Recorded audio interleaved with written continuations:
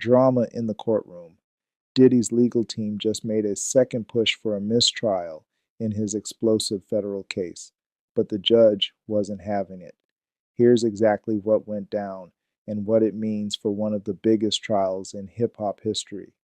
On June 7th, Sean Diddy Combs' defense team filed a new motion in New York federal court accusing the prosecution of misconduct. At the center of their claim, a shocking allegation from a witness who testified that Diddy once dangled Brianna Bongolan from a 17th-story balcony back in 2016. But Diddy's lawyers say that story is straight up false, and they brought the receipts. They submitted travel records and text messages showing that Diddy was actually in New York when the alleged incident happened in Los Angeles. According to the defense, not only was he not there, but Cassie, another key witness, didn't even learn about the balcony story until later through a text exchange. The motion also targeted photos introduced by the government showing injuries allegedly linked to the incident, but again, Diddy's attorneys argued that the pictures were taken in LA on a day Diddy had alibi proof he was on the East Coast. Prosecutors, however, fired back. They argued the testimony was credible and that the defense could challenge inconsistencies through cross-examination. In other words, this wasn't a reason to throw out the case, and the judge agreed. On June 10th, Judge Arun Subramanian officially denied the defense's motion, saying the trial was proceeding fairly and that there had been absolutely no prejudicial testimony so far. He even complimented the defense on their courtroom tactics, calling one of their cross-exams a Perry Mason moment. Now, this wasn't the first time Diddy's team tried to stop the trial. Just a couple weeks ago, they filed a separate mistrial request, this time over questions about destroyed fingerprint evidence related to the firebombing of Kid Cudi's car back in 2012. That request was also denied.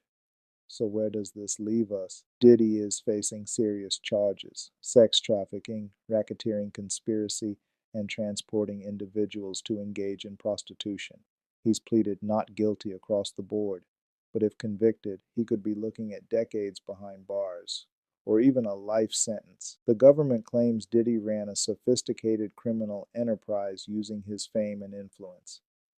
His team argues it's all fabricated, exaggerated, and politically charged.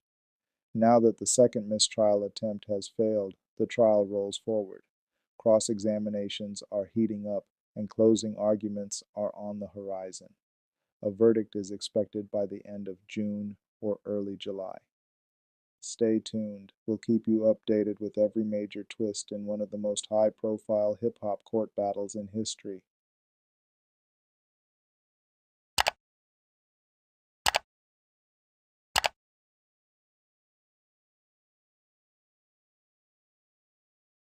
What's good, YouTube? Lil Tecca is back, and he's not playing. His brand new album, Dopamine, drops June 13th, and it's already shaping up to be one of the most anticipated drops of the summer. This is Tecca's fifth studio album, and with 17 tracks deep, he's entering a new chapter in both sound and storytelling. So let's break down everything you need to know. First up, the rollout. Tecca gave us a taste of what's coming with the lead single, Dark Thoughts, released on March 14th. This track hit hard with Neptune-style production, echoing that Pharrell bounce, but keeping Tecca's unique melodic touch.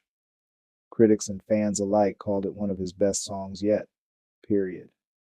It's got that nighttime drive energy, introspective lyrics, but still something you can vibe to at a party. Then came Owa Owa, dropped May 30th.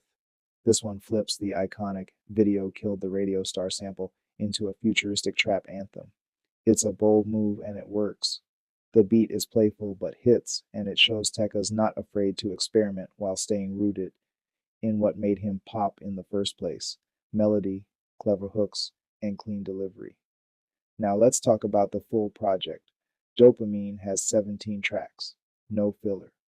Titles like Half the Plot, One Night, Irish Goodbye, and Tic Tac Toe already have fans speculating about deeper themes, especially around mental health, fame, and personal relationships. What's different this time? Tecca kept the features minimal. Only one guest appearance, and it's from Ken Carson. That's right. No heavy feature list, no distractions, just Tecca letting the music speak. On the production side, we're talking elite names. Taz Taylor, Clams Casino, and Clatts all brought their flavor. Some tracks feel like summer anthems. Others get a little darker, diving into isolation, paranoia, and the weight of expectations.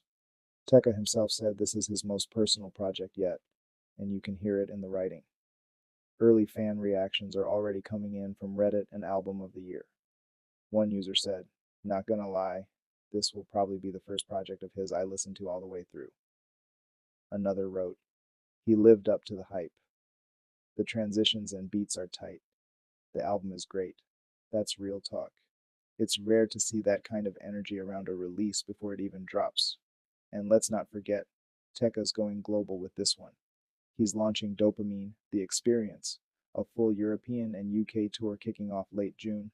He'll be hitting London, Paris, Dublin, and more. If the album's the emotional trip, the tour is the physical one.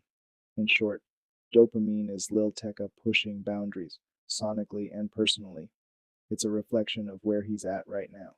Not just trying to make hits, but trying to make a statement. From Dark Thoughts to Owa Owa to deeper cuts we haven't even heard yet, this is the most complete version of Tecca we've seen. So let me know. Are you hyped for the full album? What's your favorite single so far?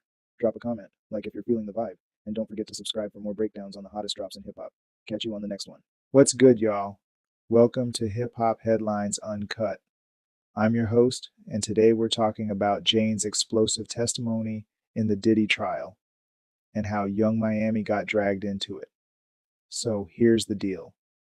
Jane, one of Diddy's former girlfriends, told the court she was in a private relationship with him from 2021 to 2024, but she says everything changed when he went public with Young Miami in 2022. Her exact quote, "I didn't sign up to date a man that was in a public relationship." That moment hit hard because it wasn't just about cheating. It was about feeling discarded while the world watched Diddy show off someone else. And this isn't some regular love triangle. Jane's testimony is part of a federal case where Diddy faces sex trafficking and coercion charges. Her emotional story, especially around feeling replaced, adds weight to the claims of manipulation and control. What's wild is Jane admitted she still loves him.